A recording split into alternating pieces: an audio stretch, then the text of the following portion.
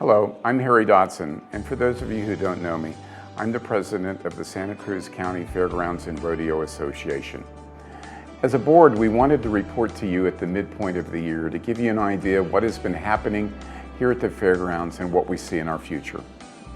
2020 has certainly turned into a year that no one could have predicted. The COVID pandemic has overshadowed and shaped everything that we've done in the past 120 days. The biggest impacts to date have been the cancellation of the races in May, as well as several other smaller events. The loss of these events has had a significant impact on the financial stability of the fairgrounds. Additionally, we also lost the use of the Department of Corrections inmates back in April, which has impacted the upkeep of the facility. So we're always looking for volunteers to help with groundskeeping activities here at the fairgrounds. While the pandemic has had an impact on our financial well-being, we are still financially viable.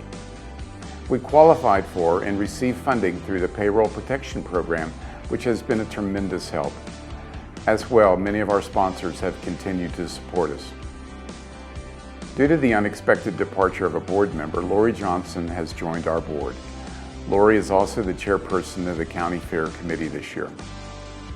As you may know, we've had actually several successful events even in these times. Among them are the Arizona Junior Rodeo, or HARA Rodeo, and several horse shows. These efforts are greatly appreciated and were received enthusiastically by the public, the contestants, and the community at large. We thank each and every volunteer who made these events possible. In these uncertain times, we continue to look to the future and plan events, knowing that they may not look exactly like they have in the past. But it is vitally important to maintain our traditions, albeit in a different form. Lacey has been in contact with the county and state officials regarding the interpretation and requirements of the governor's latest executive order so that we may understand all the requirements as we plan our future events. Two events in the relative near term that I want to mention are the Labor Day Rodeo and the County Fair. Planning for both continue. Like many things today, we're not quite sure what the rodeo may look like, but we are determined to have this keystone event. As we watch the CDC, state, and county guidance, we will adapt to new requirements. The County Fair is similar to the rodeo. We are determined to have the fair, but we must be cognizant of the various constituencies that are involved. Lori Johnson, our fair chairperson, is diligently working with all involved. The board will make a final decision on the scope of the fair in its July meeting.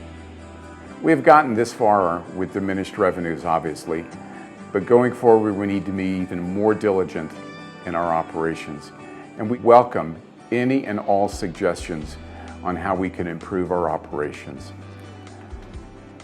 When we were forced to cancel the races in May, the board made a conscious decision to slow down work on the kitchen. We felt that we could slow that down without sacrificing or jeopardizing anything. The kitchen is actually close to completion, but we want to be on a more stable financial footing before we expend more funds. There is still some HVAC, electrical, and floor treatment work to be done there. Thanks to the hard work of Ed Gaines, we may actually see a light at the end of the tunnel in regards to Barn A. Ed has done a great job negotiating with the insurance company, and we are close to a settlement. Doug Van Epps is heading up a committee to examine our options and make a recommendation as to how to proceed once we have the settlement in hand. In closing, I want to thank all the members of the board and the employees here at the fairgrounds for their hard work, dedication to the purpose of the fairgrounds and the future of the fairgrounds. I can assure you that each and every one of these folks is dedicated to the future of the fairgrounds and making it better as we go forward. We may not know precisely what the immediate future holds, but we are certain that the fairgrounds will adapt, survive, and continue to support our members and our community well into the future. We as a board are firmly committed to the traditions that define our community. Thank you.